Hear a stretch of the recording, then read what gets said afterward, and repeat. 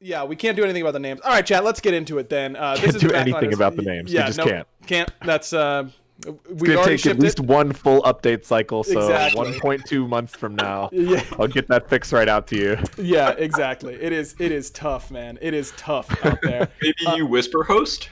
Yeah. ASMR podcast this time around. Is it still really loud for you guys? No, okay. No, you sound good now. You sound good. Excellent. AJ might be a little loud now. Okay. It's just, I hope there's no chat interaction for this episode because it's just going to be nameplate and Hoodie comments the entire hour. So let's just mute chat and okay, what do you want to talk about? I'm locked in. Let's talk about Season 8 because we've been talking to a ton of different pros from a ton of different positions.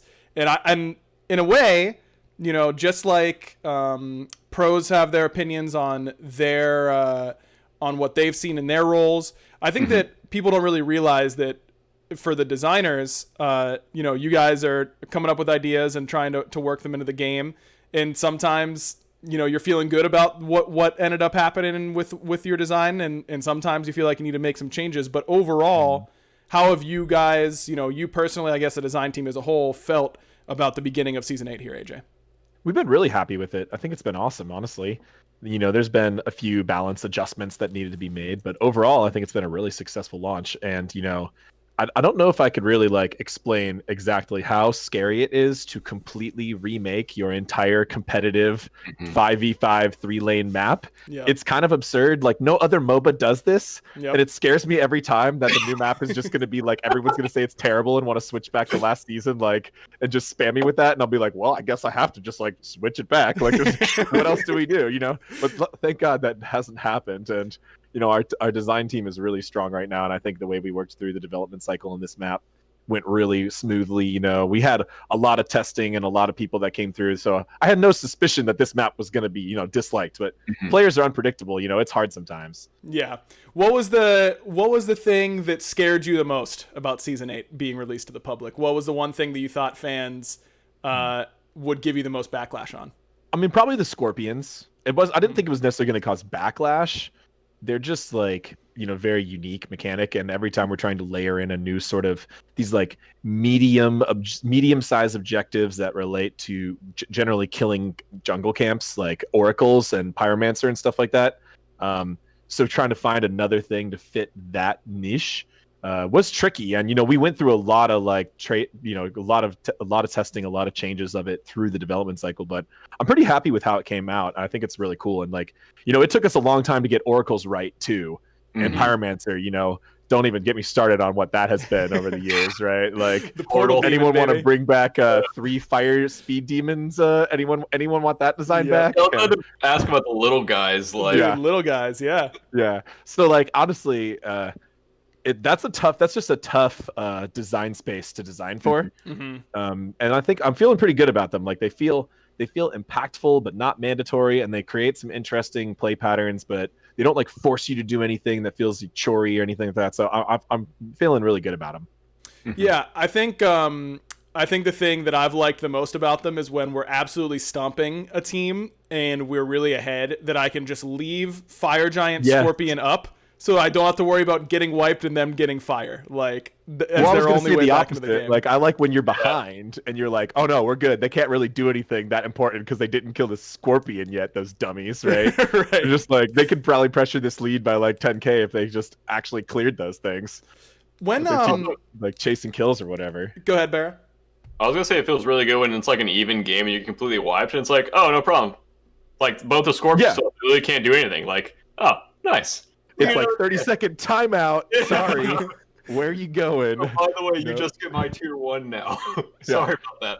Yeah. Hey, that's their fault. They should have cleared the Scorpions if they were going to win a team fight. They should have planned for that. Right. I actually like the Scorp design a lot because I think for competitive play, it allows you to kind of manipulate the map in ways you couldn't do it before.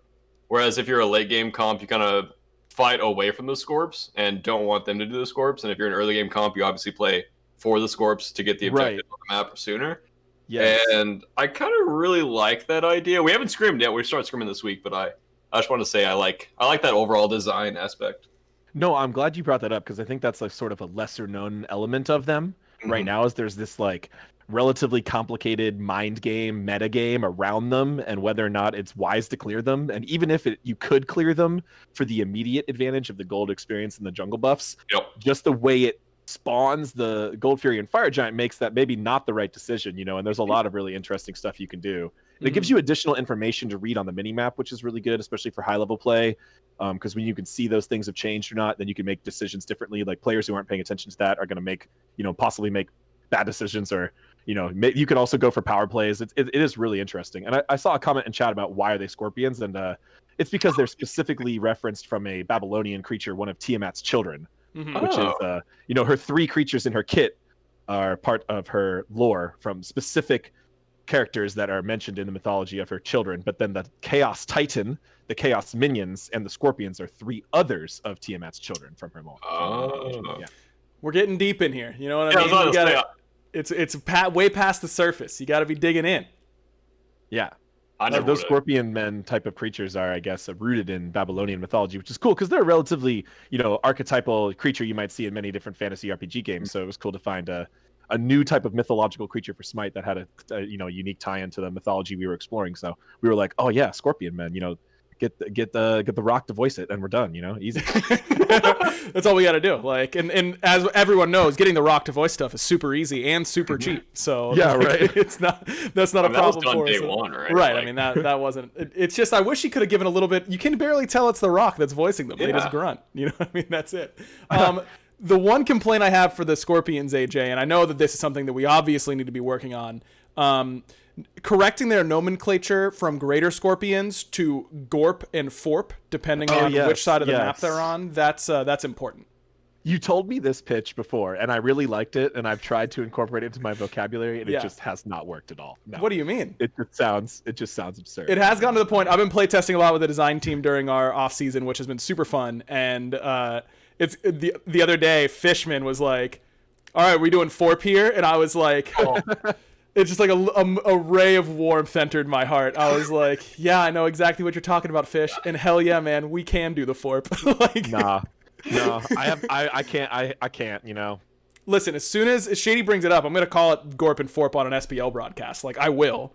I can't stop myself. Fine. And we're just getting the player base rolling on it. You know what I mean? Just make it a thing, That's all you got to do. I think for us this week, we will be calling them Forp and Gorp. So, and I know I'm going to hear about it if I don't give him credit. That is an Evan Snoopy Man Jones original. That is Snoopy's. I give him all the credit in the world. He's the idiot that came up with it, and that's all. And that's all there is to it. I appreciate you coming clean on who created this. Of course, my brain is not nearly just broken down enough to come up with that. That's all Snoopy's. Barry, you got a question for AJ here? I was gonna ask, why is the timers on your side of the map, why does that get shown to you now? Is it to make the game more noob friendly? Is it to slow down Snowball? Or what exactly? For like red and all that. Yeah, that was a lesser known change actually, because the 8.1 patch notes were a big pile of changes. So there was one in there around jungle camp timers and their vision specifically. This was again mostly an anti-invade change, right? So we have the level 1 no invades, and we've had many metas where invading becomes more of a thing or not. And just one thing that we felt has always been frustrating is not be able to get your own timers back. Like, it just gives the invading team potentially such a big advantage. This wasn't necessarily something we were targeting at specifically new players or pro players. It's just kind of something we've always wanted on the design team. It's just felt especially punishing to hide that information from players. I think, and this is also a common discussion in the community. Like, I think there's a reasonable point to be made that it would be better for Smite if all jungle timers were displayed to all players. Like, as long as you just walked by the area, you would get the perfect timer. Regardless of who killed it or when it was killed or whatever. I think you could make a point for that too. Just having that information doesn't necessarily make the game easier. It makes you more informed to make decisions, which could, again, make the game harder, right? Because you could make better decisions in different places. Giving more information isn't just necessarily better for noobs, but that was mostly done as an anti-invade strategy, as a way to mitigate the potential power of invades with the, once we lose one red buff, now we're going to lose every single one. Yeah, because the other team has a better idea on us. So mostly it was, a little bit of anti-snowball, a little bit of this, a little bit of that. Because I really like it, because if you're giving up a buff, like say we're trading solo side for duo side, and we're giving up like 3 reds in a row, then we want to defend the 4th red, knowing when that timer is makes the game more easy to play from a 50-50 map trading situation. And because there's always like that 10-second window of when they could have potentially dropped the buff of like if they were soloing it or 2-manning it, like the timer obviously changes. Right. And I like it a lot. And honestly, I like a lot of the Season 8 changes a lot. The only thing I'm glad to hear it. I don't feel is like super impactful is like, I guess it's like the laning scorp or whatever. Yeah. Because I think it's hard to make that super impactful, because if it is super impactful, then like lane pressure 2v2s and all of that become like you can't play like Guardians over there or whatever now because they just run it down. Right. So I like that they're not too like it feels kind of rewarding to get it, but it doesn't feel like I don't know, I'm getting like stomped out if I'm not getting my own scorp or whatever. Well, no, I appreciate the comment around the jungle timers, because honestly, I think that might be the first bit of feedback I've heard about it since we've launched it, right? It was a bit of a quiet feature, and since we haven't started pro play yet, we haven't really heard much discussion, so that's really cool to hear. I'm glad you like it. The lane scorps, yeah, that was definitely a consideration for us, and we were trying to be really careful with snowballing. We also did a lot of experimentation with minion stats in the development cycle, like tankier minions, slowing down lane clear, keeping people in lane longer and stuff like that. We weren't super happy with many of the results. So the idea of what you would need to clear a wave and what type of classes, we were afraid of people doing stuff like making the Guardian class obsolete and things like that. And then also pressure is always such an important part of the game. It is just kind of factually part of the game. It's Smite really at this point. Yep. That's why those Scorpions have that additional health regeneration payoff, so we don't have to just make it about the golden XP they're worth, because if that was too intense, then that could cause specific level up situations, power plays, like if you lose both Scorps and you're a level down behind the other hunter for the rest of the game, stuff like that. We were trying to avoid. Like honestly, just the fact that they're there, like really a lot of when we're talking about Smite and you really zoom out, the reason, and even just MOBAs as a genre, the reason the minions exist, the reason the jungle exists, is to create situations where players want to fight each other over things, right? So the fact that they exist, I feel like they do create a lot of more interesting fights in the duo lane, even if you should maybe just be completely ignoring them. A lot of people don't. A lot of people find something, you're like, oh, I'm way ahead, I'm going to try to go for this, or I'm going to try and steal theirs, right?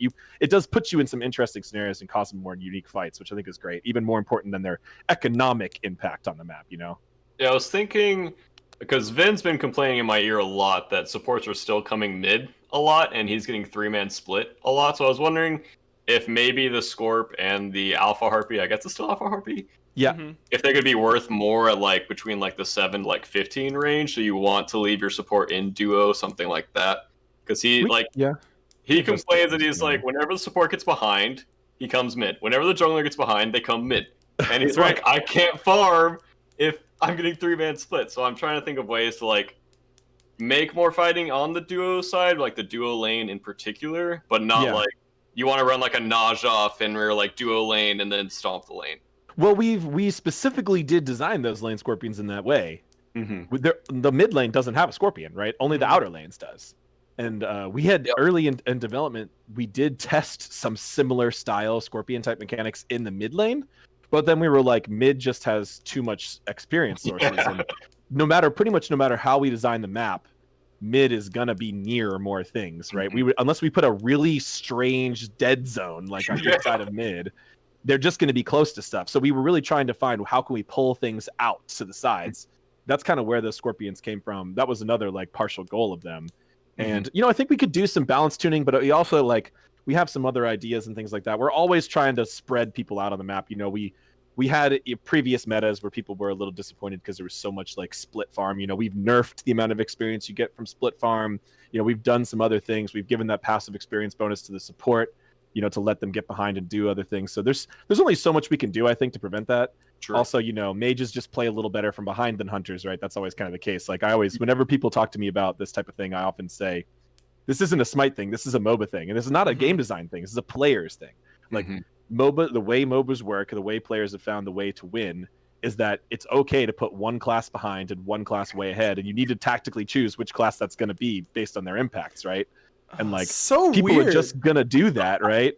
So weird that it's any all way we could engineer it so specifically to prevent people from doing it. It's almost part of it's just part of MOBAs, right? Right. Yeah, it's just kind of weird that BaRRA just starts laughing immediately because he knows that everyone always chooses to put the mid lane behind and allow these little baby hunters over there in the side lane to get all the farm for themselves. Just weird how, we're 8 seasons in now and it just seems to always come up that hunters get the farm, Barry. Why do you think that is, huh? Do you think it's because, like, your class is just of the easier, design of the class it's less risky? And the genre, honestly. Yeah, like, your job is easier. Oh, yeah, you have an inside man. It's all about getting them to that max DPS, right? Like, mages have solid burst damage, but the hunters have that DPS, and you just want to crank that up as fast as possible. I think there's probably some viable strategies where people don't do these types of things, but, it's either too risky to try or too unknown or, not worth it. Right. AJ, I don't know how much, how in depth you want to go, but we were talking about anti-snowball, and I know that was a kind of a big topic of discussion early on in the season. How, from your data, and again, you don't have to go super in depth here if you don't want to, but can you talk to me about total game time? My sheets. Yeah. Oh, he's getting in there. I've seen the sheets. They're too much math. Query the matrix. Right. Game time, actually, snowballing. Conquest. Yeah, go ahead. Conquest game time has been creeping up. It originally dipped a good bit on the very beginning of Season 8 launch, and we were a little concerned that Conquest matches were going to be ending too soon, and maybe perceivably be too snowbally. But ever since the launch day, they've been getting slightly longer, edging up and up and up. And they're I'd have to pull up my numbers, which I'm sorry, I didn't actually do it. No, you don't have to. Big mistake by you. I don't know why you don't have all of your numbers right here ready for any. I thought about it before I started the show. I've got Smite GG and Casual Smite up on the other monitor because those are metrics I can actually talk about totally publicly with no worries, right? Right. But the matches have been getting longer, specifically just of people discovering the map, right? When a new season starts and there's 46 new items and 30 buffs and nerfs and a whole new season, a new map, people are just running it down, right? It's not even the game design that's necessarily telling you the game's going to end early. People are just playing like crazy people, right? Right. Super aggressive, super high risk taking, making calls like, strange calls, things like that lead to the game feeling much more snowbally than I think the map actually is. I really think that, we have to wait for a little bit more competitive play to kind of see where that's going to matter the most. If the EU farm for 30 minutes type of style still works, then the map's probably not too snowbally. Right. If everyone is just, if the first kill or the first Gold Fury is dictating the winner of the match every game, then it might be, those are more important, I think, more indicative of the map than when you're querying for large quantities of casual players or even ranked matches, because even ranked matches have super high variance of what can happen. You can get the same 10 top Masters players in 2 ranked matches back to back and have one be a 10-minute surrender and one be a 45-minute super close match, right? Right. And it's literally just like 1 or 2 mistakes here or there, and that's again MOBAs. I think that's just kind of the way it goes. Speaking now, I don't think the map's too snowbally. Personally, no. And we have been talking a lot about if we need any specific balance changes, and we don't have anything super heavy to adjust that. But of course, we always have a few things coming down the line. Right. Right. Of course. Yeah. Speaking of ranked, this season got a pretty big overhaul to how the ranked system works. Variance out the window. How have you felt that's, have you liked the result of that? Do you still think it needs some iteration? What's kind of your feeling on it? No, I think it's been good. I mean, people liked it. The population for ranked is, one of the highest it's ever been, or it's been steadily increasing over the years. So it's getting better and better. I mean, my main goal is to make the changes that our players want, I want to see more people playing. And, if that means we got to do some things that would be technically mathematically incorrect, depending on who you talk to, then I'm okay to make those decisions, right? And I have done that many times in the past, and it's been mostly successful for the Smite player base and core Smite metrics too. Like if the vocal group of people were happy about ranked, but I saw the population be dropping off, then then we might be looking for a different different solution here. But I'm seeing popular, comments, positive comments as well as good numbers. So as far as I can say, it was a strong choice. I think honestly, the most common bit of feedback I've heard from it is that people would like the general variance to decrease yet again. They would like it to see take even more matches to go up or down. I think it's, something we chose what we thought was a relatively healthy balance that was going to feel like it was gonna meet the expectations of what the change was intended to do. We think we probably could have made it lower, but we think people might have been really concerned about just the grind being too intimidating at that point. But the players who really were good and really set out to play a lot still hit masters relatively quickly, right? And yeah. I don't think there's any world where the system, when it's balanced to keep adapting from hitting masters for months, is going to be fun to anyone else. Right. I don't necessarily think that's a goal we're going to be going for, but I think there's definitely some room to continue to tweak this. And I think there's a lot other systems we could look at. I think there's the main thing with ranked at this point is a lot of players getting confused between rank and TP versus MMR. I'd like to, make some changes to that. It's something we've been discussing for a while. Those two different things both serve their purposes and they do them well, but I think there could be potentially different ways to do that. The most common way other games do this is to have one single number that is essentially pitched as your MMR, right? It's your skill rating or something like that. Right. But it's very much not just your MMR for sure. Almost certainly in any other games is it not your actual MMR. Like Smite does show you, a good +1 for us. Right. But it's almost certainly some combination of a scoring metric combined with your MMR. Right. So there's ways we could do that, I think, but I think most people are happy, and the matchmaking has looked good too since we fixed a key bug or two, and we've been looking at the timed queues and stuff like that. And so all in all, I think it's been a good season so far. I mean, the hard reset has been hard for some people too. I know that was the case I've seen a lot of comments on that. Yep. Yeah, that's how it has to work though, right? I mean, a hard reset's going to mean some weird games at the very beginning. Well, it theoretically needed to happen because imagine if you were someone who grinded to diamond on the old system and then playing against someone who grinded to diamond on the new system. Do you really consider those players or grinded to, let's say, diamond MMR, let's say 1900, 2000 MMR or something like that.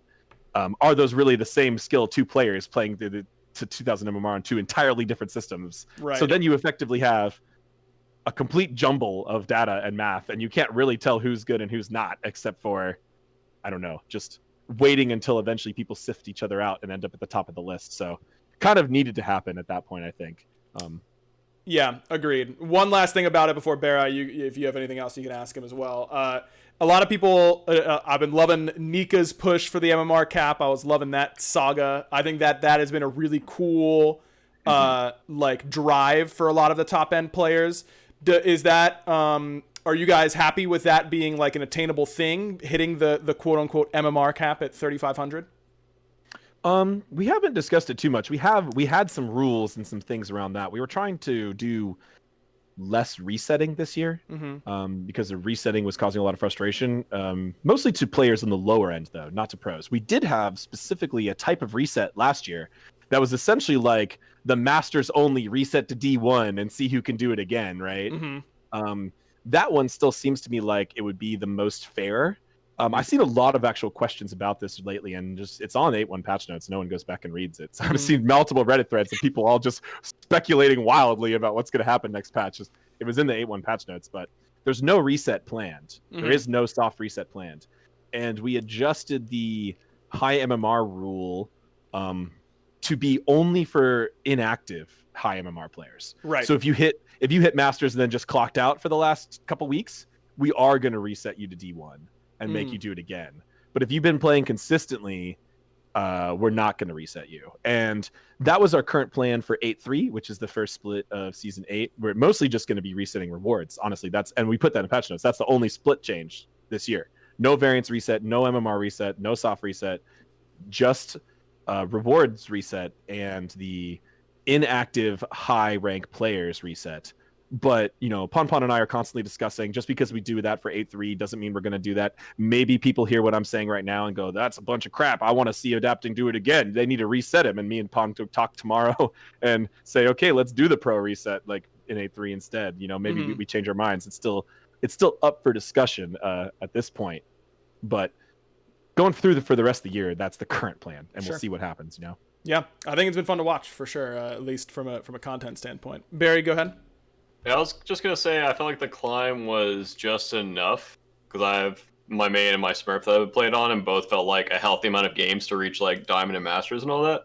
And also, if there was anything planned for people that have hit the cap, because I know Lasber hit the cap and then just started smurfing, because he kind of saw it as like no like incentive to keep playing on his main.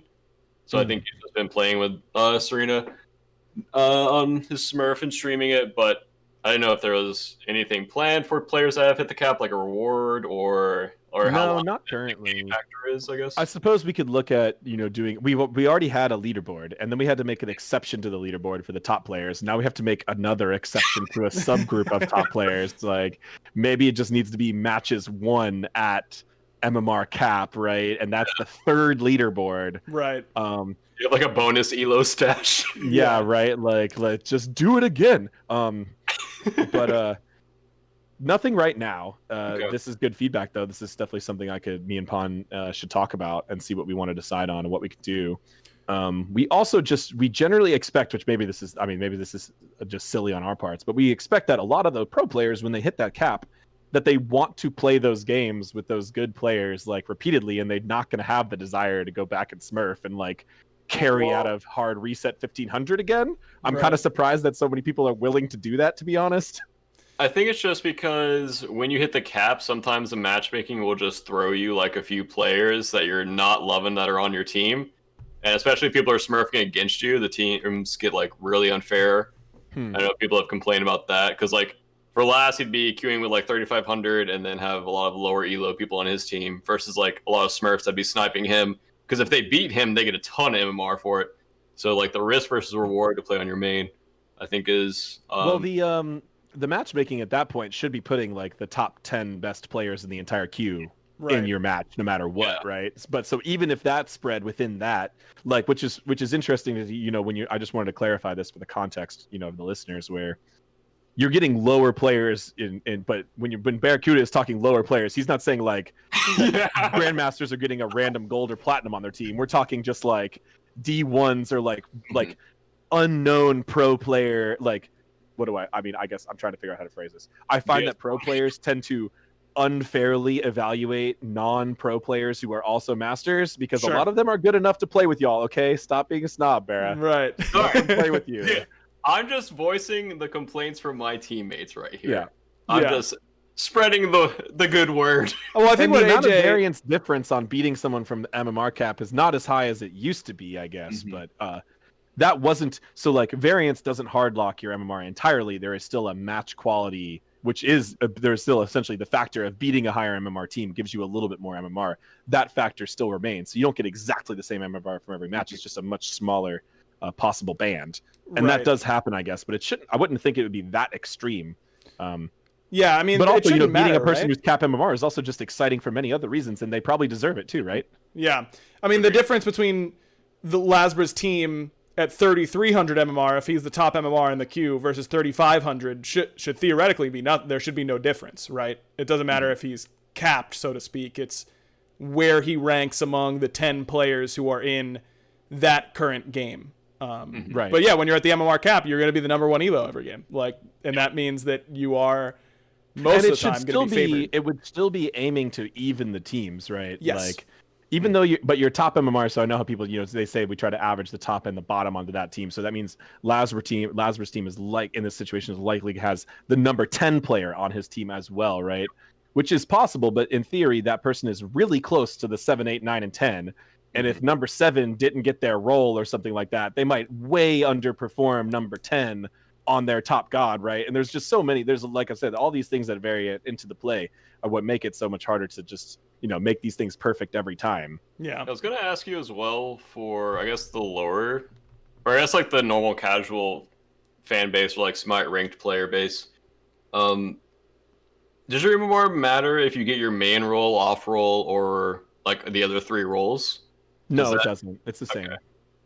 We've talked about doing rules around it, but it's going to, we think, would create a ton of dodging and other problems, right? Okay. Really, if you wanted to do this as accurately as possible, you would do it per god, god role combination, right? I would know that BaRRaCCuDDa has 3,500 specifically on Apollo ADC, right? But then when he gets a solo or something like that every now and then, it's rough. It goes and the way the ways to do that, the amount of data you would need per player, first of all, I don't think we would ever be close to achieving. And then also, like, there's games that make you queue, like choose your character and stuff before you queue, right? And I just don't think Smite players would prefer that at all. Right. Because then you get no counter picking, no team comping. Like it makes pick spans impossible. Like there's just too many like cons to that option. But doing it by role, we have discussed, and that has a similar set of complicated pros and cons, and still a really difficult job getting enough data per ranked player to accurately put them 5. So we've been multiplying the entire ranked matchmaking system by 5 effectively, right? Seems like a lot. It's complicated for sure. Yeah, I was wondering if like people were scared to queue ranked, if they wouldn't get their main role, or if they would get their main role. Well, that's true, right? That's definitely true, but it's kind of become a known fact in the game that you should not queue ranked until you have at least a basic understanding of every role, right? And at least a god that you feel comfortable, like you don't have to carry, but you just know how to play your lane and not just feed, you know, right? If you can do that, you're probably okay in your off role, and you're probably not going to harm your teammates' enjoyment of the match, right? Right. Yeah, because I told people they need like 2 to 3 gods in each role comfortable before they should play ranked. And people just come to me and complain that's like, oh yeah, this guy's feeding in my games. I'm like, yeah, there are games where you're meant to win. There's games where you're meant to lose, and then every other game that you can like have an impact on, those are the games you should focus on. Right. Yeah, but, I watched a content creator for a different game talking about ranked, and he said that 30% of your games you're going to win no matter what you do.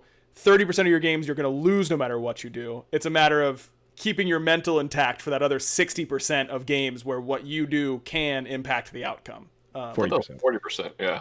I'm a math major. I'm really good at it. Goes 120%. He gives 120%. You already know, all baby. His efforts in life, okay. Yeah, and I got 100% podcast stream. That you already know. Look, as soon as I got 100% screwed by the assault randomizer today, my mental has been in shatters. I was waiting a little bit to talk about it with you, Barry, but sorry, everyone that lost today got screwed by the randomizer. Okay, it was not a skill diff. Assault is the perfect game mode because it's always my fault when you lose. Always. Right, yeah. It's AJ, never look, anyone else's fault. We got if only for Bear's assault tournaments, we've got to work on a way to institute the randomizer with healer logic, because we got Rod on the last game.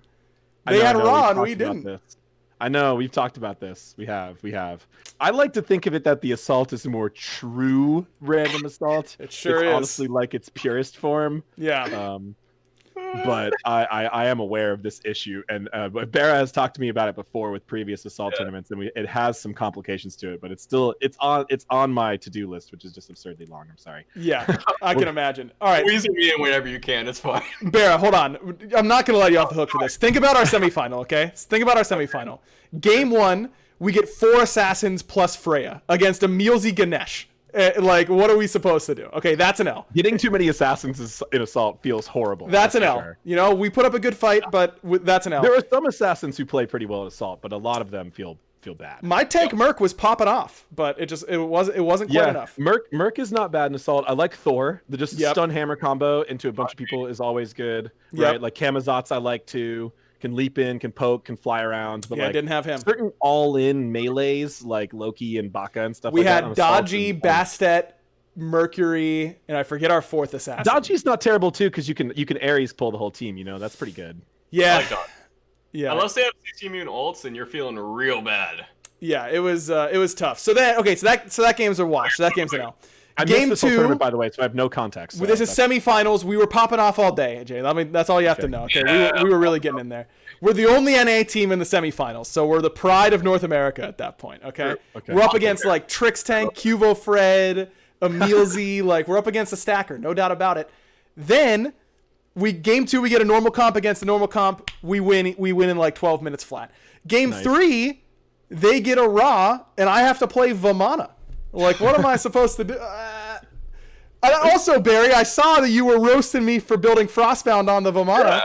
Of course I got to build Frostbound on Vamana. I've got no threat on the frontliners otherwise. Do you see how I was playing the team fights? You were full tank Vamana. Correct. Well, yeah, that's not my fault. I mean, I'm doing my best. Is my favorite assault god, period. Dude, he is so fun. He's really good. He's so fun. Vamana's really fun.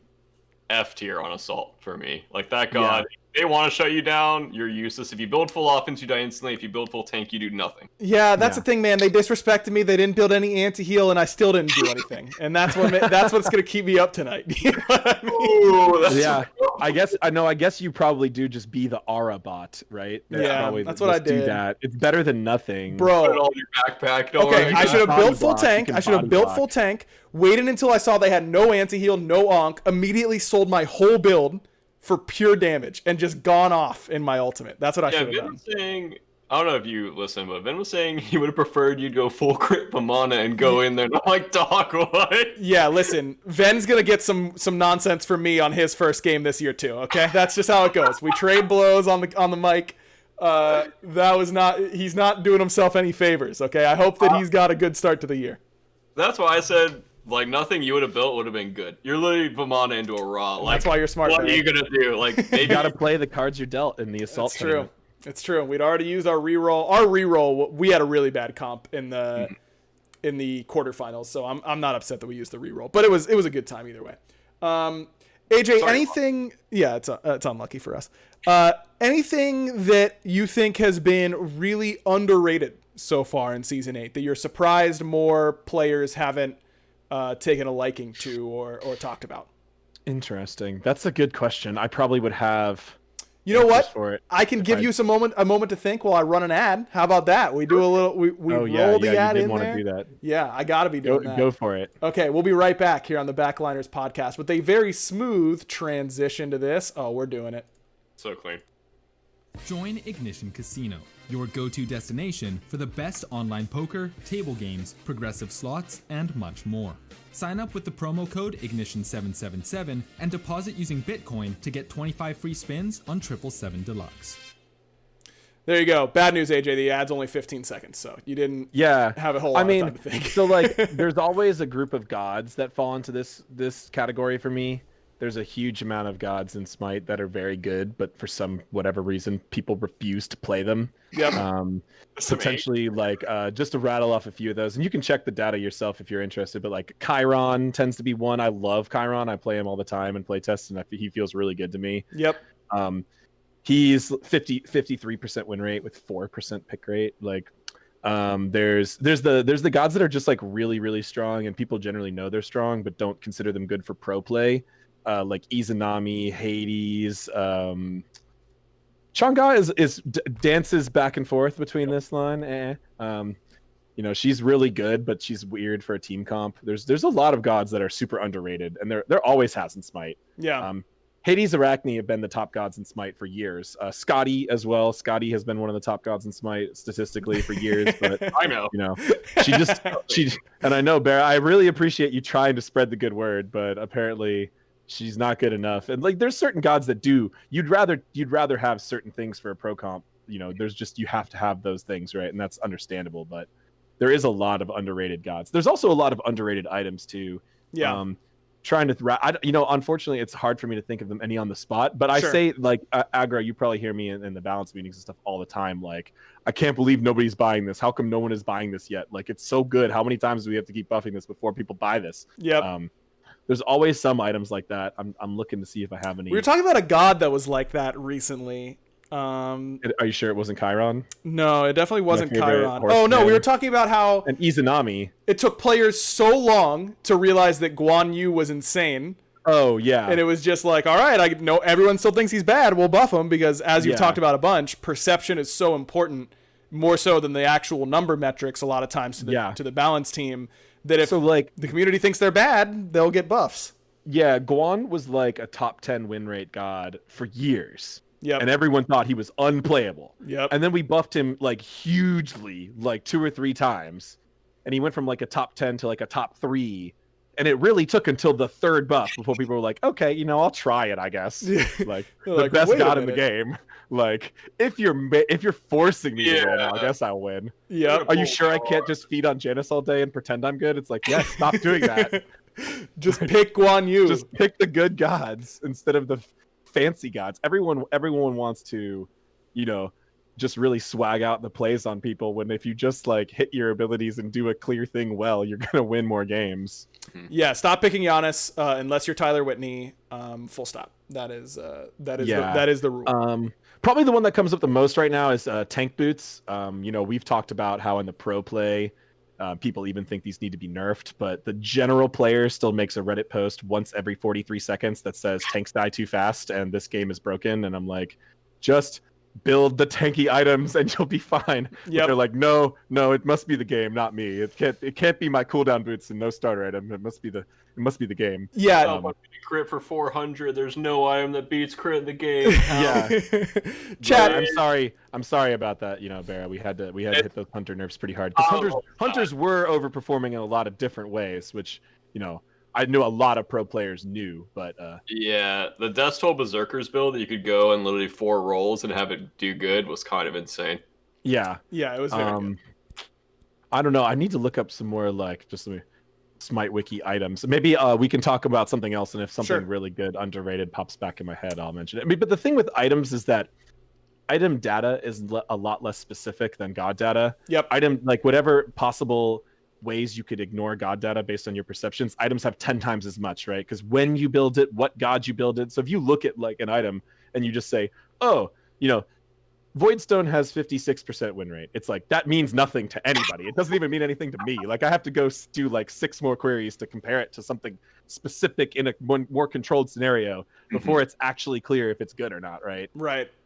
Items have so many asterisks attached to any data, so it's just it is honestly driven a lot by player perception. And I don't know, Hide of the Urchin is one of the winningest items in the game, but most people don't buy it. But it's also only winning because you have to get it online. And to get it online, you're already winning. Right. So it's a kind of a self-fulfilling prophecy there. Yeah, definitely. Chad, you heard it here, by the way. The best thing that you could do for my mental health is to tell all of your friends that are casuals and don't pay attention that much to Smite that tank boots are the best item in the whole game. And make them understand that they're broken so that they can get nerfed. That's all I'm asking for. People who complain about getting stuck in solo or whatever, not knowing, build them in solo. You won't die at least. You won't feed at least. That's your main goal too. If you're not a solo main, you're just trying not to feed the other person who might be a solo. Just build the tank boots. It's the tankiest item you can build early. Just build it. You won't die. Yep. Don't try to win your lane. Just sit in your tower and get your blue buffs. That's all you got to do. Exactly. And as Mike says, if you play support and build any other boots, you're wrong. I think Mike's right. They're that good. I still love cooldown boots, and I do it for sure. But I know it's not optimal, and I'm usually doing it when I'm playing some sort of aggressive or more casual scenario, right? Yeah, that's exactly like me last night when I was about to go to bed, and I looked at the bowl of candy that we have sitting out for guests, and I was like, I know it's not optimal for me to eat this giant piece of candy right before I go to bed, but I'm gonna do it anyways. That's how I feel anytime I'm playing support, and I'm looking at purple boots or blue boots, and I'm like, that would be fun, but I know I shouldn't. I can guarantee you win the game, or I can have fun. Right. And, along the lines of tanks being tanky, also have significant data that shows that having a tank on your team increases your team's win rate by a large amount, larger than almost any other individual choice. Every single Guardian has 5% higher win rate in Arena than every other god, because people just jam DPS for fun all days. But just having one tank doing literal nothing except being a tank is just so hugely beneficial to your team. Yes. Yeah. Tanking, good. That's the thing. And also in this case, it's true in Conquest as well. I know the people don't want to hear any arena stats, but hey, fun fact. Right. No, I think everyone always there's so many memes still about support mains versus everybody else. Everyone's always talking about how support main, you got to be selfless, all this kind of stuff. I don't think that's really the case in Smite, man. I mean, Smite Guardians just own you. They're so good. You could do a lot of awesome stuff as a Guardian for sure. I don't think but you should still be tanky. Yeah, you still get tanky. You still get to do damage. You get to contribute a whole bunch of CC. I don't feel bad for any support mains out there. I don't feel like you're getting abused. I feel bad for the ADCs who get ganked at 3 times in 4 minutes. You know what I mean? I feel bad for me, of course. The mid laner is the hardest role and the least and the hardest one to carry from. Well, I've considered myself a support main for most of my Smite career, but we have these internal tournaments now that Aggro is participating in. GG's the other week, Aggro, by the way. Yeah, GG. Ajax. And I was I was a jungle main last year because I got put on a team with no one really who was comfortable, and I never really learned to jungle that well. I had a passing understanding of it, you know, Right. because I have to, right? But I really mained it for a while, and you know, I was streaming a lot before we had the baby and stuff, and I was playing a lot of jungle. I really enjoyed it. I learned a lot about the role. But now this year, my team has I got paired with a good jungler, so I've been mid maining for the first time in a while, like really hard maining mid. And so I told Aggro when he invited me on the podcast, I'm officially a backliner, you know. So That's right. that's good. We love to see that. AJ, I really do wish I'm playing mid lane for my team as well, but I wish I would have just switched to jungler support to give you the true mid lane treatment, like Yeah. to really No, I know. to bring the heat.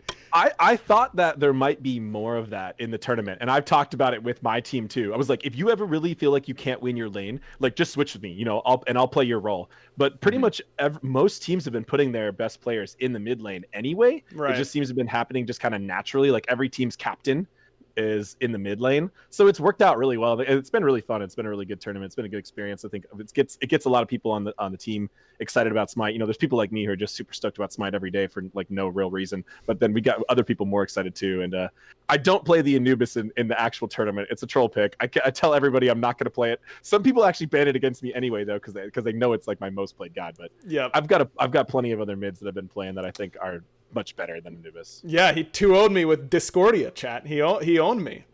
It was good.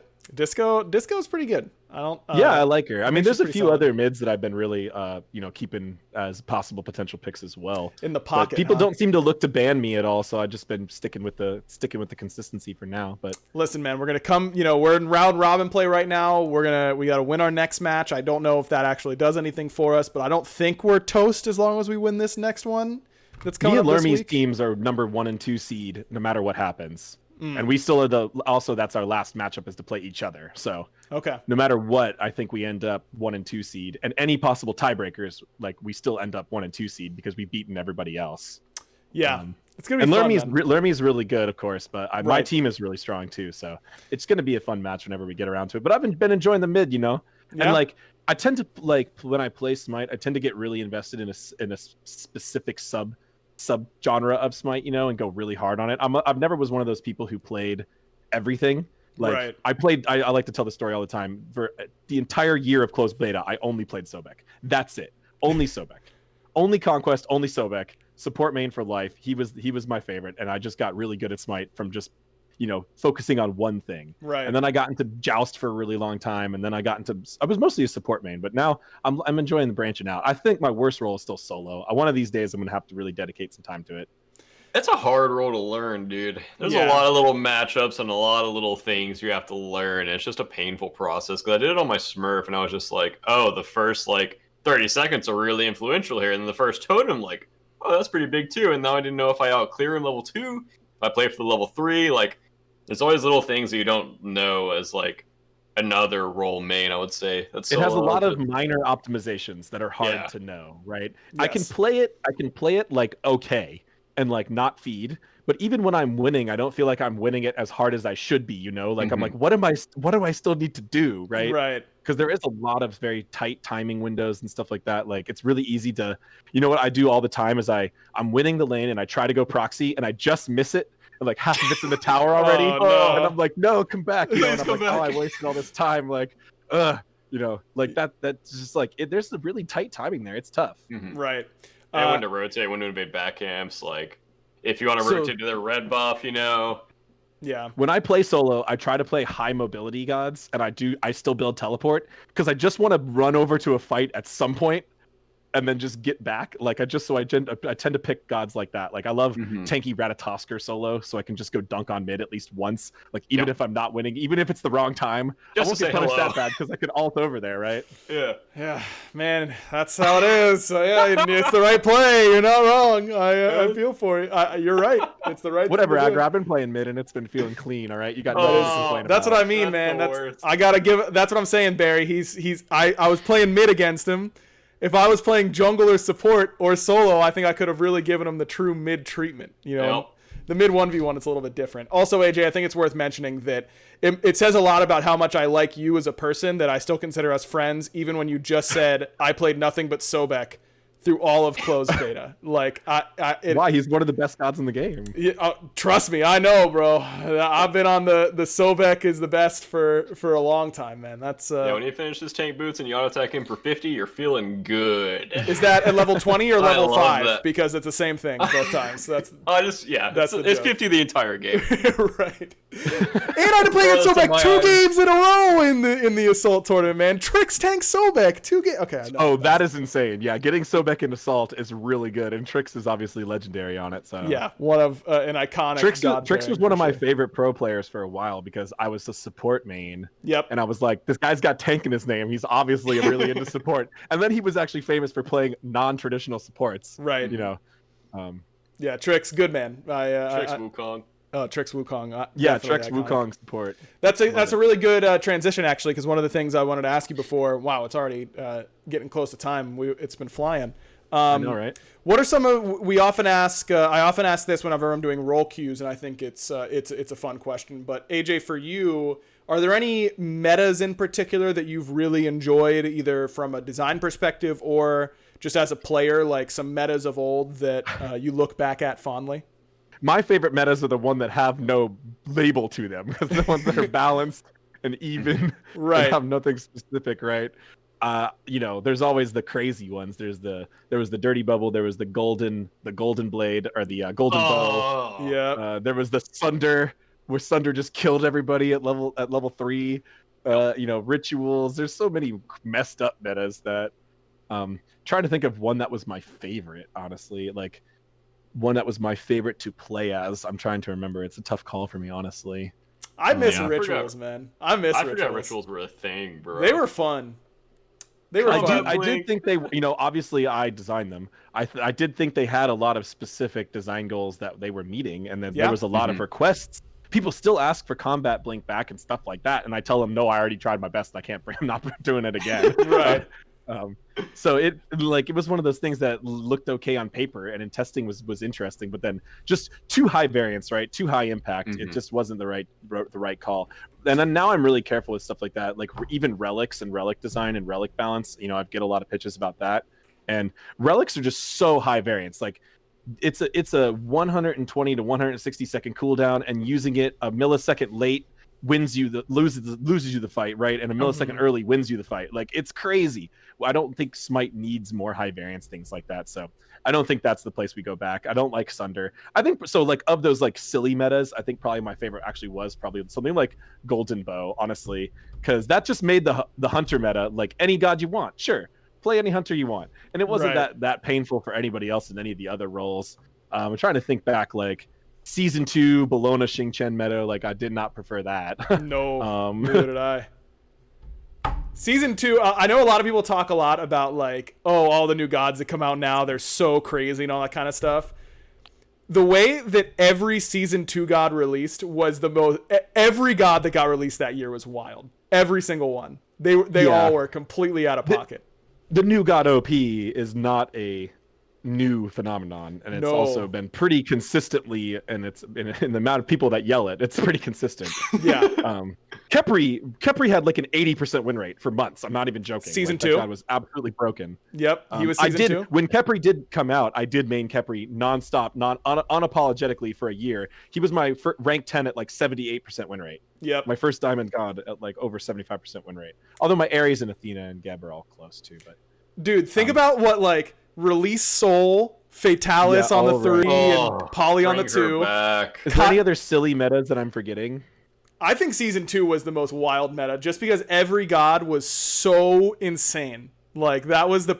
I think that was the... Everyone talks about, like, power creep and that kind of stuff. Like, Season 2, I think, was actually the strongest god kits were at any point. Just across the whole game. Season 2 was before I worked here. I was still I was playing a lot of Smite, but I was actually applying, so I was working at a mobile company, so I was playing a lot of Smite, but I was mostly playing non-conquest modes at that time, playing solo a lot. So that was an interesting time for sure. Release Chiron, the one crippled you?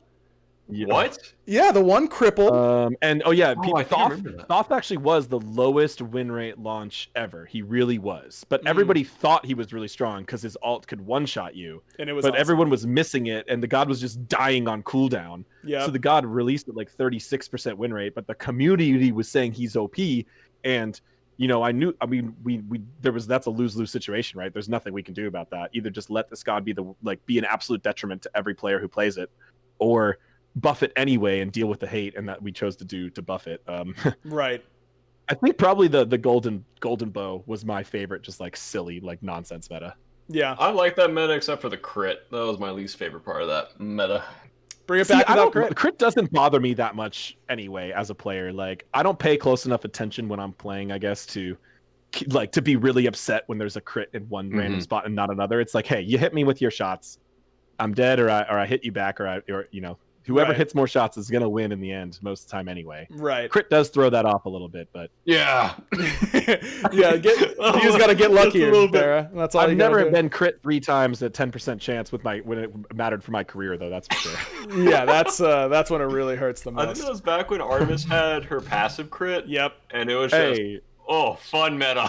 glad we fixed that too. Yes. Yeah, I think passive crit and passive RNG has always been painful. I don't think, except for like Olaron, I guess, right now, which is like, Nobody likes It's really kind small amounts of crit, and we've been working really closely to design to prevent that. I did want to say I'd love the crit changes, like to reduce the random low percent chance crit for this season. Oh yeah, I'm glad you like that. I think that was actually Aggro's pitch. I think I got it from you, Barry. I think we were talking about it Nice. one night. And, Yeah, Aggro came into a season 8 development meeting and pitched that, and we were like, yeah, sure. We were actually talking about some stuff kind of like that, but that's like a pretty clean way to do it. And we were like, yeah, let's get it in there. Because for some reason, when you get hit for a 5% crit chance, especially by like a Mercury or something like that, you're like, oh, yeah, I deserve to die there. Right. That's still 300 Well, to the don't face. get punched by Mercury, okay? Yeah, that was just position better. Ults me, punches me 300, ones me for 300, and I'm like, cool. Couldn't That's do just the anything way it about goes that. sometimes. Yep. All right, we're already basically in an hour here, so we actually have to wrap it up. Barry, if you have any other questions for AJ, or I actually thought ahead this week for my random question of the week, a very rare occurrence for me. I don't have any like short questions. I still had some more questions, but I can Alright. try to go quick. You guys had Give 'em- 2 to 5 minutes of like tech support at the beginning, you know? Yeah, you that's get, true. You get some Aggro. grace Yeah, period. all right, go ahead, Barry, go ahead. I was gonna ask why the change back to this current, I guess, meta of starter items versus the role-defined starter items, because I remember before we changed the role-defined starter items because it was easier to balance just for like each role in particular, but now we've changed forward to a lot of different starter items and a lot of different ideas, which I like. I think it's interesting, and I think it changes the game a lot. But I didn't know from a design perspective how difficult it was to like balance Death's Toll around solo laners and hunters, and maybe hunters in the mid lane versus like all the other balances you're having to do at the same time. So Yeah, it is difficult. I don't know if that's a question, but No, there's a few different ways I could answer that question. Honestly, there's a few different ways to do. I like kind of the more, because since I'm my position as the design director, the more zoomed out reason is because our priorities changed as a game. Right at that time in the old days, people were really hung up on balance. Right, people were generally mad at us a lot for balance. People really wanted some more consistency in the game, so we could deliver a new experience, which is always our goal. That's kind of a continuous goal. But we were like, let's deliver a new experience, and also one that's more strict, right? One that's more, we have more control over, one with less variance. So that was really the blessing design, and I think it was really successful at doing what it is. But when you look at it now, it's definitely less exciting than having all these different items. So when we were looking for season 8, though, we're like, okay, we've been on a pretty good balanced track record. Like, obviously there's people out there who hearing me talk right now are going to go, whatever, he's never made a good decision in his life, like whatever, Smart's the I'm most not going to unbalanced please you game ever anyway. played. I'm not, whatever. Yeah. I'm not working for your opinion, but generally, people are more happy with balance. They like our processes. We've been changing our processes. We've been changing our communication. People are more happy with balance. So we could do something that's like, the priority was more diversity in build choices, more engagement, more flexibility between roles and builds. And yeah, it is strictly harder to balance that than blessings are, and we're still actively working through it, right? But there's been nothing, I don't think, that's been really upsetting, to the Sunder level, right? Like launch Sunder and stuff like that. So I think it's mostly that. It's a priority change.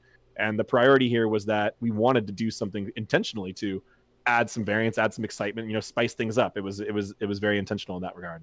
Yeah, I like it a lot because it kind of takes away from the cookie cutter hunter builds, and you kind of have more diversity, and you can actually like think instead of going, oh, I'm going to go Hunter's Blessing here, I'm going to go Devo next, I'm going to go Boots next, oh boy, like same build for like 8 years. And speaking back to underrated items, I think there are many god role starter combos that we have not seen that are almost certainly the more viable options. We have not seen them yet. I think that's almost a mathematical truth that those exist. But the true also mathematical truth is that the Smite player heavily defines by perception and will not deviate from that. So we'll see what happens. We're very smart, especially in the pro scene. You know, we catch on really fast to everything. Oh yeah, it only took 5 Guan Yu buffs to figure out that god was good, or 3 weird, right? 3 buffs to what, like Blackthorn Hammer had to get buffed into the stratosphere before anyone realized that item was good. Like, it was like, all right, would you buy an item for 1,900 gold with 500 HP and 40 power? And everyone's like, infinite mana? Yeah, like, well, I don't know how that wasn't built on every single physical god, like 3 a game. Yeah. Which I guess it eventually did for a little while, maybe. Yeah, everyone got there. And credit to the Smite player base. They get there eventually. Credit to solo laners. You know, these are all solo laner things. That is true, right? Yeah, that is true. That seems to be a trend. You guys catch on eventually. That seems to be a trend.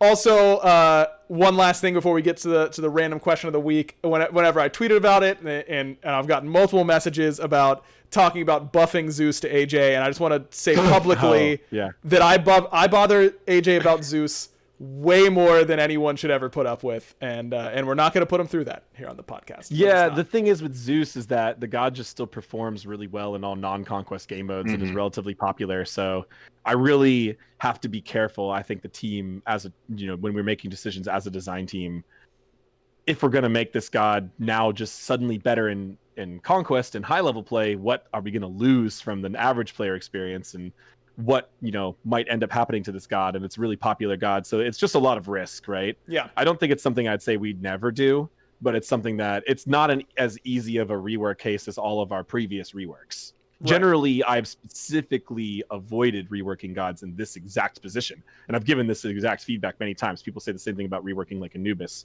and it's not that I just love the god, but the god is generally fantastic everywhere in the game except competitive pro play.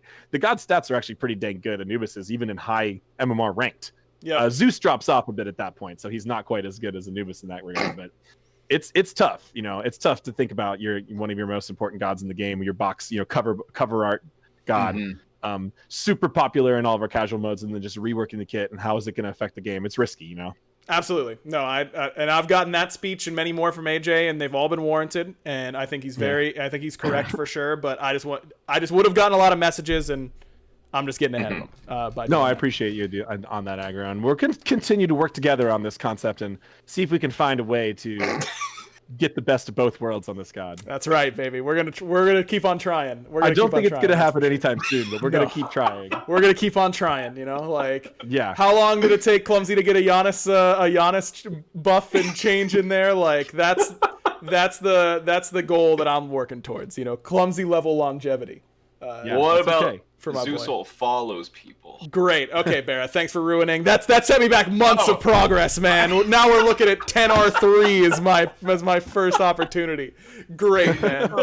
Also, I was thinking of Storm. The Storms move. Right. That's weatherly correct. Right. For all of our podcast listeners, BaRRA had the perfect aliens guy meme hands. Like they were perfect. Like, what if it followed you? It was the perfect crazy aliens guy from the History Channel meme. This is why I'm a pro player and on the design team. Yeah, it's okay. That's we need you there too. It's not the worst Zeus pitch I've ever heard. The worst Zeus pitch I hear all the time is let him recall the shield. Yes, which it's is a horrible effectively suggestion. Just an insanely good cooldown buff and does nothing to make the kit better or less frustrating to play against. It's just an absolute nonsense suggestion. That's just weird. It just makes it it's the most common suggestion I ever get. It's super common suggestion. Yeah, it's like an Captain America shield. Yeah, well, here's the thing, Barry. How fun does this sound? Okay, so instead of me having to throw it out and wait a long time, what if we're Phoenix sieging and I throw out the 2, your tanks back up, I can chain lightning them. Okay, cool. I'll call the 2 back. It's on a 4-second cooldown. Yeah, let me just get a manually 5-second cooldown buff at my discretion, whenever then, I want, with no cost of. Keep on throwing it, and eventually eventually Jake's gonna get bored, and he's gonna think, what's the worst that could happen? And then I'm gonna chain off the shield onto him, onto you, and then I win the game. Right, exactly. Like that is such a bad gameplay. It shows up on Reddit probably once a week, and I have to go. As the most prominent Zeus lover in the Smite community, stop suggesting it. It's horrible. I hate that. I never knew that was a thing. That's crazy. I get it all the time. Very popular suggestion. Very popular. Yeah. No. And then so we just change that, and then the alt follows people around for the rest of the game. That's the rest of the game. Just take Baba and Zeus and put their kits together, and Zeus now has random shaped chain lightning and an alt that chases you, and Olympus crashes down on him. Zaba Zaga coming to a Smite patch near you. Sometimes shields are just bouncing off the walls down the way. Barry, it's funny you mentioned Captain America, because my random question of the week is that PBM said to me the other day that he hasn't really seen any Marvel movies. He's seen like one over the course of the last 10 years. And I was thinking about rewatching them. So we're watching them from the very beginning chronologically to the end. Okay. And I just watched the first episode of Falcon and the Winter Soldier. That was good. If you guys haven't seen WandaVision, you should be seeing that. That was very good as well. Do you guys have a favorite? Who's your favorite superhero? Is the random question of the week. It's funny that because I'm like almost PBM level of not into superheroes. Really? I will say this right now. Like, let's say 6 of the 8 last superhero movies I've watched have been on airplanes. That's the only because I just don't care enough to watch them. I don't go to the movies much. Yeah, I do I get really into big movies that launch, but I generally just wait until they come out on streaming services and stuff like that. I don't go to the movies, and I watch the Marvel movies only a little bit. I don't know, like, do you have a favorite like you weren't a comic book kid growing up at all? No, not really. I loved the Ninja Turtles growing up. Okay. And the Power Rangers. Yep. I never really was into Spider-Man, Batman, or anything like that. Like, I think Marvel has done a fantastic job with a lot of the new characters, like the reimaginings. I love how they did Doctor Strange, Spider-Man, Black Panther, Loki. Yep. Those are probably my favorite characters in the MCU. Sure. As of lately. Spider-Man's been through a few iterations, but I tend to like him every time because he's just a smartass and his powers are really cool. Yep. So, it works every time. But I don't have like a favorite superhero. I'm not super into superheroes. I'm sorry. It's all right. I'm sorry that the random question of the week ended up being unlucky, random. It's not something I'm passionate about, but it's something I can give a general design commentary on. All right. Well, then, real quick before Barry gives his sure to be horrible opinion, because they always are. Favorite planeswalker then, AJ, from Magic, because I know that is in your alley. Yeah, that is tough too. I'm probably a Nicol Bolas fan, honestly. Yep. And after I don't read the story for Magic that often, but when I read the Amonkhet one, and I think I even recommended it to you. Did you read it? I did. Yeah, you sent me the whole doc. I read it. No, it's not. Yeah. But I've never really read the story, but I loved the Egyptian setting so much. I was like, I'll read the story. Yep. And the story is essentially Nicol Bolas just easily dismantling everybody else. Just snap of his fingers destroying them, and I was like, this is so badass. I love this. He's a dragon sorcerer, and he's in my favorite colors. Like, I think I like Jace as a close second still. He's just cool. But no, Tybalt is fun too. He's a troll. If they ever print a good cheap red Tybalt, he might become my favorite. But no, it's definitely Nicol Bolas for now. He's badass. Dude, I love Nicol Bolas as well. I didn't even play whenever it was released, but if I could ever find a way, if they could release a Johnny Vengeance-esque planeswalker like that, really cool. I played a lot at that time, and I loved that card. Yeah, I think that card is super cool. I think that design space of like normally a Johnny mono white had something horrible happen to him. Now he's red white. I think that's very cool, and I hope they do more of that kind of stuff in the future. All right, Bear, sorry to make you sit there and listen to us nerd out about Magic a little bit. All right, tell us which Archer is your favorite superhero character now. Yeah. It's definitely Hawkeye, obviously, Hunter. I would say, it's kind of a bad take by me. Nothing new. Wow, what a surprise. But I think it's Batman. Because The Dark Knight is the only superhero film that I've gone back to theaters to watch because I love the movie. It was a really good movie. Yeah, those movies were great. I don't love Batman, but those movies were great. Yeah, I'm not a big fan of I'll say Batman. I would never read his comics, anything like that. But that movie, it was my favorite movie. I mean, probably of all time, because I think that's probably the only movie I've ever gone back to theaters to watch. I think I watched it like 3 times. Yeah. Wow. And that was, such a good movie. Yeah, it's really good. Those movies are great. Here's the thing. So now BaRRa's done his thing, which is give a bad take. Though it wasn't a bad take this time. What? But we're Yeah. really? No, it wasn't a bad take. Objectively good take. It was a good take. thank you. I'm proud of The you. movie is good. Now I'm gonna do my typical bit, which is going way too in depth for no reason. Here's the thing Can I about get some water, superheroes. No, you can't.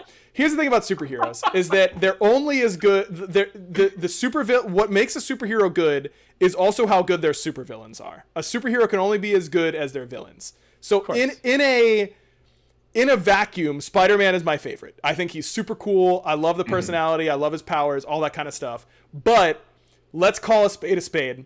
His villains all suck. Like, Vulture is just some old-ass man. Spider-Verse did a great job with the villains. Spider-Verse was good. Yeah, I like the Spider-Verse villains. Very And there's good some Better than cool previous ones. Spider-Man movies had. But, like, Spider-Man Better than villains Paul are Giamatti in an bad. animal suit. Yes, yeah, exactly. Spider-Man villains are bad, okay?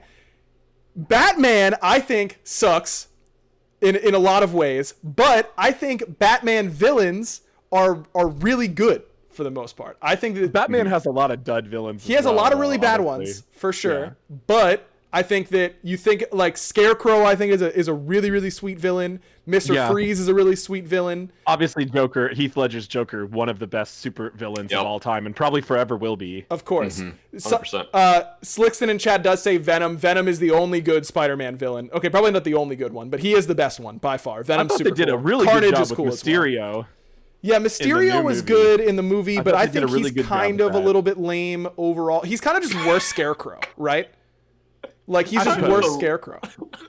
I thought they just did a really good job with that movie, I guess, in that specific portrayal. I agree. Because I did see that one. And then Into the Spider-Verse, the villains were really cool. Doc Ock, Yep. the way they reinterpreted Doc Ock was really cool. And the character that turned out to be his uncle or whatever, spoiler alert, and I don't remember even the character's name, but that was a really cool villain. What too. is that? Prowler, I think it is. Yeah. Yeah. Prowler. yeah. Prowler's not bad. But like when you think about some of the other, chat, you're bringing up all the good ones. Doc Ock and Venom are great, but what about like Rhino is lame? How What's about the best villain though, Aggro? the Shocker? Like Shocker is the worst. I hate Shocker. The best villain overall, I think my favorite villain. It's Loki. Yeah, Loki is obviously the best. I think not necessarily MCU villain. I think like comic book and that kind of stuff. Oh, you're going outside the universe. Yeah, outside of the MCU universe, I would say that my favorite villain is probably Mr. Freeze. I think he has like a really interesting dude. His backstory's Really? sick. Yeah. Yeah. He's just But doing he's his always thing. so cheesy in What's movies. the backstory? You got like put in a freezer? No, man. His wife was died. terminally ill. She's terminally ill, and he's trying to cryogenically keep her alive in order to Until find a can be cure found or whatever, for yeah. her You disease. put her in a freezer? Yes, they're all freezing, dog. They're the Freeze family. That's how it is. I think Mr. Freeze is sweet. All right, everyone's That's yelling not where at me I in the thought you were chat. gonna go with that. Yeah, that's for same. sure. No, Mr. Freeze is cool. Venom is my favorite Spider-Man villain by a long mile. Did you like the Venom movie?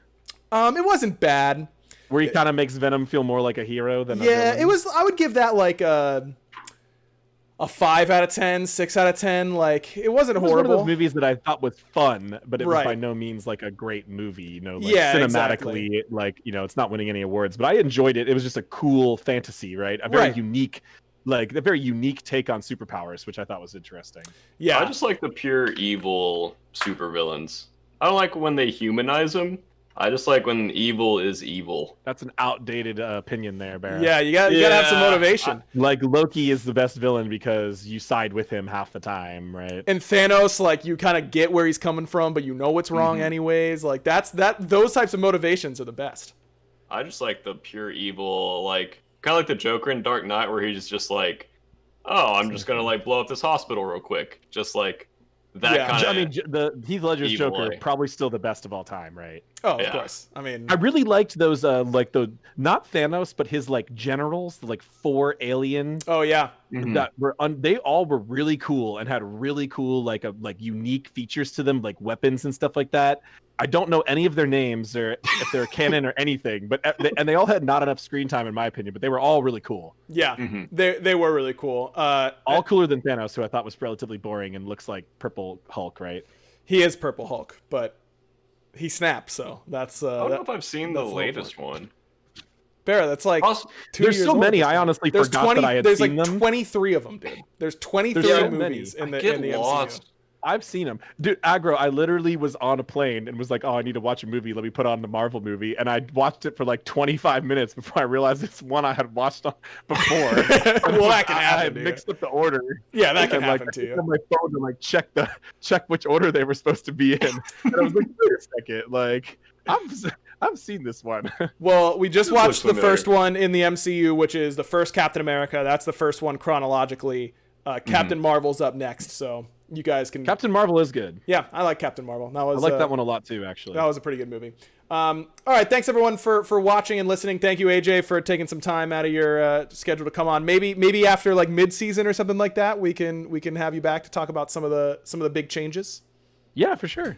I was also saying like we should do another soon-ish episode because I feel like there's a lot of stuff we didn't go into. I mean, on we this could episode. also. I'm down to hit up like Pon or Clumsy or Fish or Oh, yeah. anyone from the. I'm from the sure they'd design be happy squad. to. Yeah, I think This was a lot of fun. yeah, I think it was fun. All right, thanks everyone for watching and for listening. Make sure you're giving us a rating, all that kind of good stuff. Liking on BaRRa's YouTube if you're watching it there, and commenting that helps a lot on the algorithm. That's what all the YouTubers say at the very least. And make sure you're checking out all the other Like, subscribe, hit that bell, you know, all Right, that smash fun stuff. that bell. Actually, Smash that bell. You're gonna need to Overhand smash it. Yeah, overhand. Congrats, overhand smash the bell, and we'll see you next time here on the Backliners. BaRRa, you know what to do. Bye. Not bad. Clean. Oh, that was a good one. Boom.